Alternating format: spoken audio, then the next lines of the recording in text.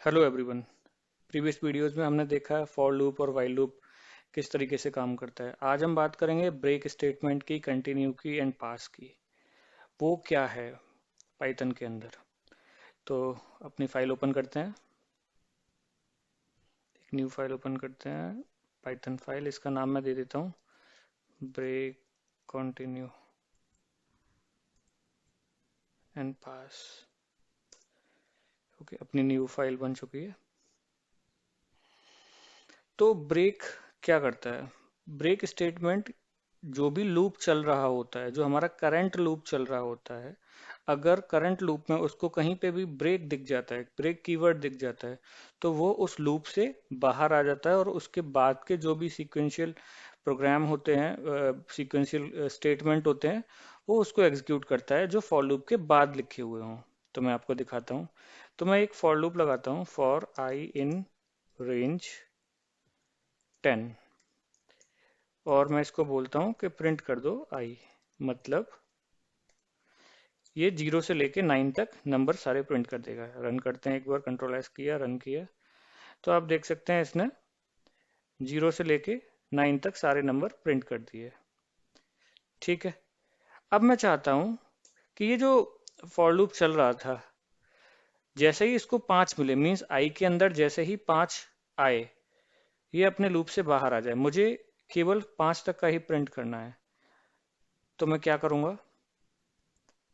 तो इसमें ये कंडीशनल एक बात की है मैंने, अगर आई इज इक्वल्स टू 5 है तो वो लूप से बाहर आ जाए।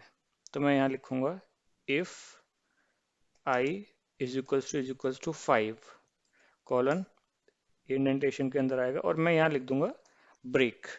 तो इस तरीके से लिखना है ब्रेक, और इसको रन करके देखते हैं। कंट्रोल एस करते हैं, रन करते हैं,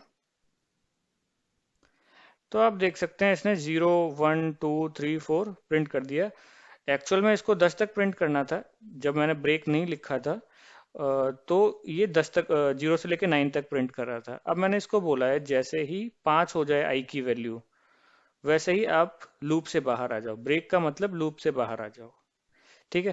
तो इस तरीके से इसने 0 1 2 3 4 लिखा, जैसे ही आई की वैल्यू 5 हुई वो ब्रेक कर दिया और ये लूप से बाहर आ गया। ब्रेक मतलब एक तरीके से, अगर आप इसको समझने की कोशिश करें, जैसे अभिमन्यु ने चक्रव्यूह को तोड़ा था, वैसे ही ये लूप का चक्रव्यूह है। लूप के चक्रव्यूह से बाहर आने के लिए आपको ब्रेक यूज करना होगा। राइट। मैं आपको एक और एग्जांपल से समझाता हूँ इसको। इसको कमेंट कर देते हैं।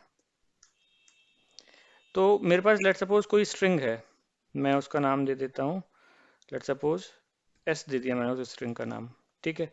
और उसमें लिख दिया मैंने, कोई भी स्ट्रिंग लिख दी, लेट सपोज पाइथन। ठीक है। अब मैं चाहता हूं कि जैसे ही एच स्ट्रिंग के अंदर आए, मेरा कोड जो है वहीं रुक जाए, मतलब वो उससे आगे कुछ प्रिंट ना करे। तो मैं एक लूप लगाता हूँ फॉर, पहले हम सारा कुछ प्रिंट कराते हैं। मैं एक नाम दे देता हूँ variable for val in S. For loop हम सीक्वेंस पे लगाते हैं, तो ये मेरा सीक्वेंस है, तो मैंने एस लिख दिया। और अगर मैं प्रिंट करूँ यहाँ पे वेल, कंट्रोल एस करता हूँ, रन करता हूँ, तो आप देख सकते हैं इसने P Y T H one यहाँ प्रिंट कर दिया एज इट इज, सारे करेक्टर्स 1 बाई 1 प्रिंट कर दिए।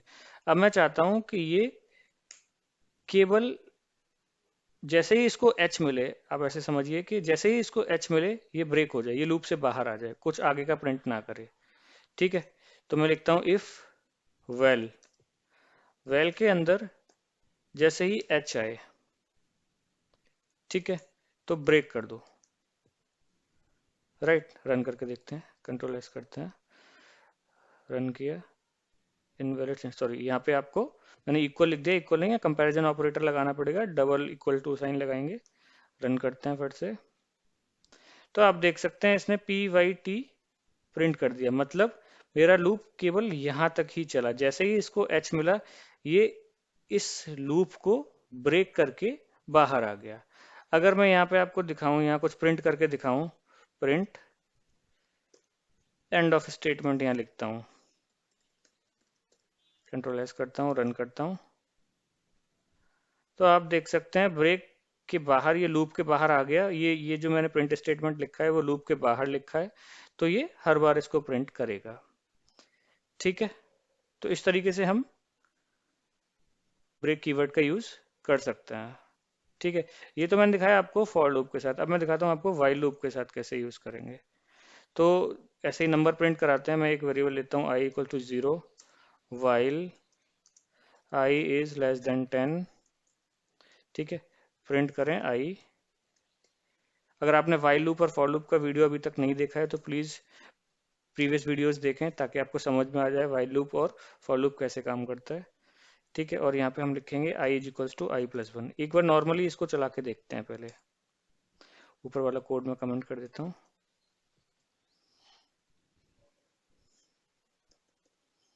कंट्रोल एस, रन करते हैं।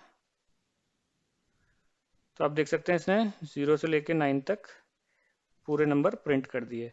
अब मैं चाहता हूँ कि जैसे ही आपका आई की वैल्यू 5 हो जाए, ये ब्रेक कर जाए, तो मैं यहाँ लिखूंगा if i is equals to 5 colon break. अब अगर आप देखेंगे तो इनिशियली y की वैल्यू ये इंक्रीमेंट हो रही है यहाँ पे। तो जैसे i की वैल्यू 4 पहुंचेगी, ये 4 प्लस 5 हो जाएगा। जब i इक्वल्स टू 5 हो जाएगा, 5 इक्वल्स टू 5, ये कंप्लीट कंडीशन ट्रू हो जाएगी, तो ये लूप से बाहर आ जाएगा। कंट्रोल एस करते हैं, रन करते हैं। तो आप देख सकते हैं इसने 0 1 2 3 4 प्रिंट कर दिया। जैसे ही इसको 5 मिला, वैसे ही ये लूप से बाहर आ गया। इस तरीके से हम ब्रेक कीवर्ड का यूज कर सकते हैं। अगर हम ब्रेक के बाद कुछ भी स्टेटमेंट लिखने की कोशिश करते हैं, लेट्स सपोज यहाँ मैं लिखता हूँ प्रिंट आफ्टर ब्रेक, तो उसके बाद जो भी स्टेटमेंट होगा वो एग्जीक्यूट नहीं होता है। वो जैसे ही ब्रेक देखता है वो बाहर आ जाता है। पाइथन इंटरप्रेटर जैसे ही ब्रेक देखेगा, वो उस लूप को क्लोज करके बाहर आ जाएगा। तो मैं रन करके दिखाता हूँ आपको। कंट्रोल एस, राइट क्लिक किया, तो आप देख सकते हैं यहाँ पे कुछ भी प्रिंट नहीं हुआ। मीन्स ब्रेक के बाद अगर कोई भी स्टेटमेंट भी होगा तो वो एग्जीक्यूट नहीं होगा।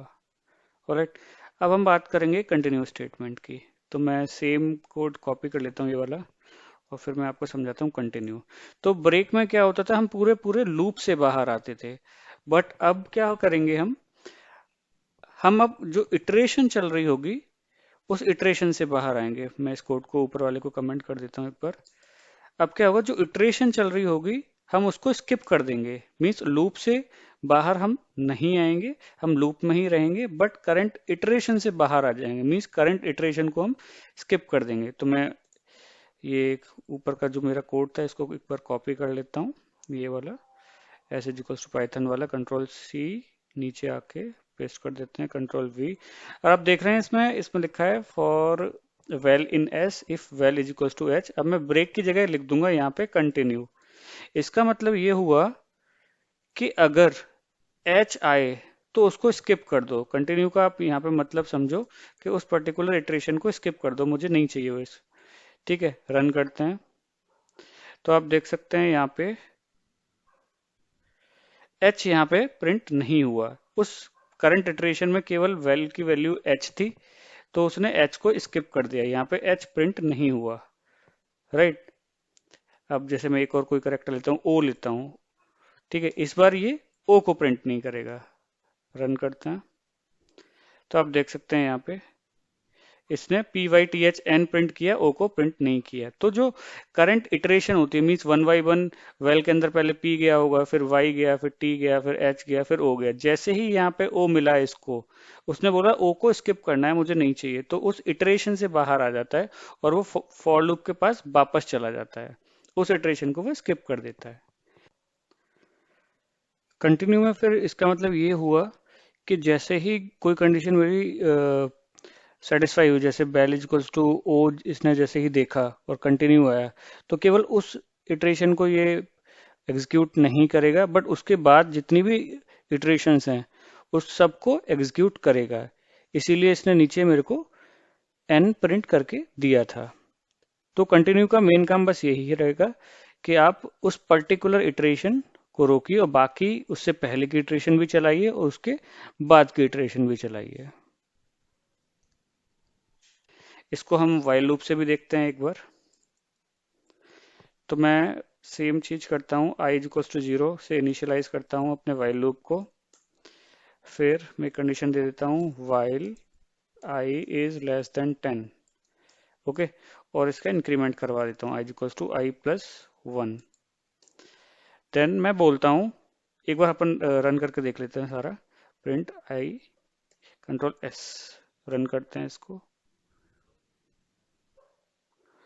तो आप देख सकते हैं इसने 1 से लेके 10 तक नंबर प्रिंट कर दिए। इसने 1 से क्यों प्रिंट किया? क्योंकि मैंने i इक्वल टू 0 दिया और ऊपर प्रिंट होने से पहले ही मैंने i की वैल्यू इंक्रीमेंट करा दिया, इस वजह से। ठीक है, तो इससे ऊपर वाला कोड में एक बार के लिए कमेंट कर देता हूँ।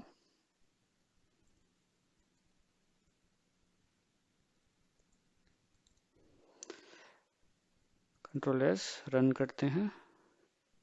तो आप देख सकते हैं इसने नंबर प्रिंट करके दे दिए।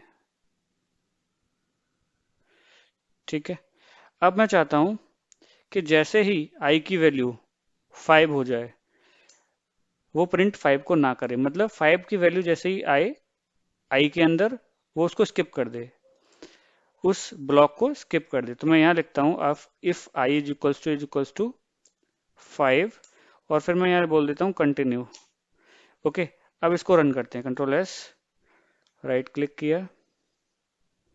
तो आप देख सकते हैं इसने नंबर प्रिंट किए 1 2 3 4, बट 5 को स्किप कर दिया। मीन्स जब 5 वाली इटरेशन चल रही थी, मीन्स जब 5 आई के अंदर था, तो उसने देखा आई कंटिन्यू, मीन्स उसको स्किप कर दो, इसका मतलब स्किप था, तो उसने स्किप कर दिया और इस लूप से यहीं से तुरंत वापस ऊपर चला गया। फिर इसने इस कंटिन्यू की इटरेशन को कंटिन्यू से समझा कि इस इटरेशन को स्किप करना है, तो उस इटरेशन को कंप्लीट को उसने स्किप कर दिया और वापस इसके पास, वाइल के पास नई वैल्यू के साथ आ चुका है। ठीक है, इसमें भी अगर मैं कंटिन्यू के बाद कुछ भी प्रिंट करता हूँ, लेट सपोज प्रिंट, वही सेम लिखता हूँ मैं, आफ्टर कंटिन्यू, तो ये कंट्रोल एस, रन करते हैं।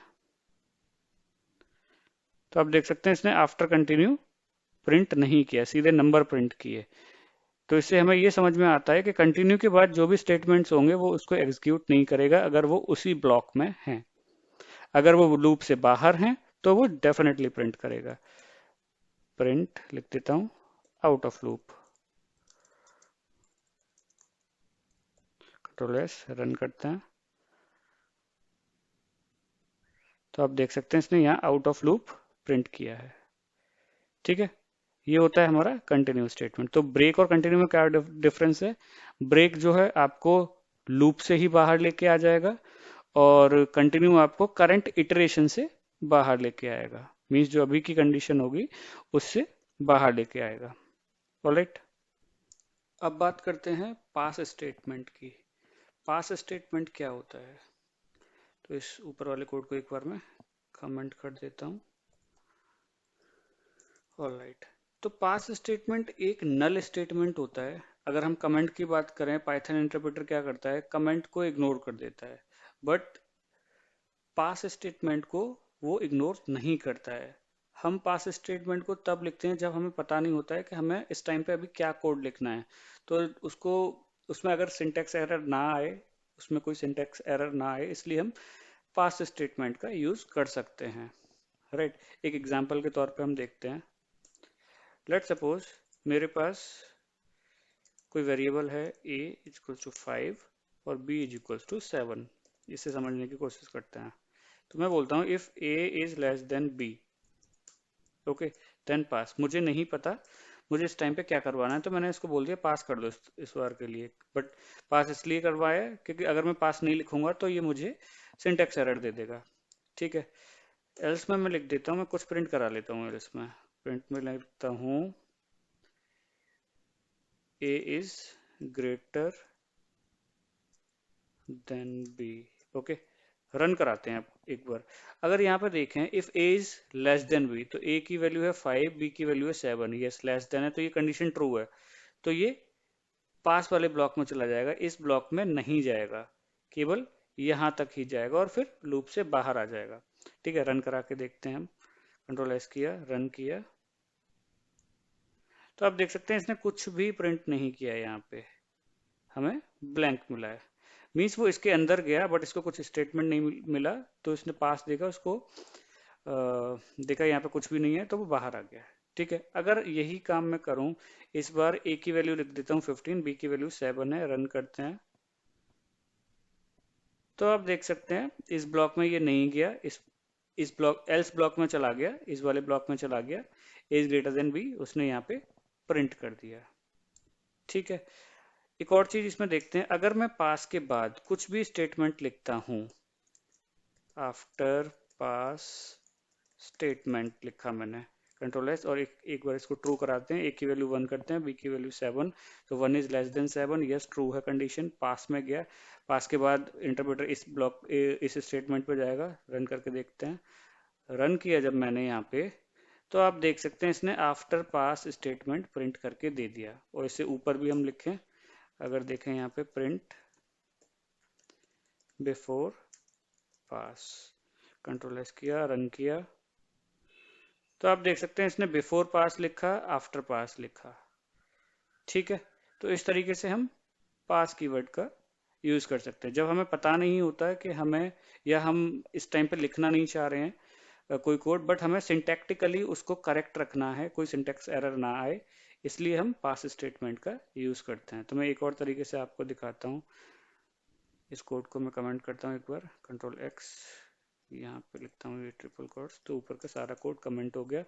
अब मैं लिखता हूँ फॉर लूप लगाता हूँ, नंबर अगर जैसे मेरे को प्रिंट कराने थे, for I in range 10, but अब मैं इसमें पहले अगर नंबर प्रिंट कराता तो यहाँ प्रिंट आई करके नंबर प्रिंट करा देता, राइट। बट अगर मैं यहाँ पास लिख दूं, तो अभी मैं इससे कुछ भी करवाना नहीं चाह रहा हूँ, बस मेरा सिंटैक्टिकली ये करेक्ट है, मीन्स मेरे को कोई सिंटैक्स एरर ना आए और ये कोड मेरा रन कर जाए। हो सकता है मैं पास की जगह बाद में कुछ स्टेटमेंट्स ऐड करूँ इसमें, तो मैं रन करता हूँ इसको, तो आप देख सकते हैं यहाँ पे कुछ भी प्रिंट नहीं हुआ। ठीक है, तो ये एक तरीके का प्लेस होल्डर है, जब हमें पता नहीं होता है कि हमें क्या कोड लिखना है अभी के लिए, बट हम इसको कोड में रखते हैं। ठीक है, तो इस तरीके से हमने देखा ब्रेक, कंटिन्यू एंड पास। एक बार रिकैप देखते हैं, ब्रेक क्या करता है, आउट ऑफ लूप लेके आ जाता है आपको, आउट ऑफ लूप, राइट। और अगर ब्रेक के बाद हम कुछ भी लिखते भी हैं तो वो उसको प्रिंट नहीं करता है, अगर उसी इफ ब्लॉक के अंदर उस कंडीशन में ही हमने कोई स्टेटमेंट लिखा हुआ है तो वो चीज़ हमने देखी थी।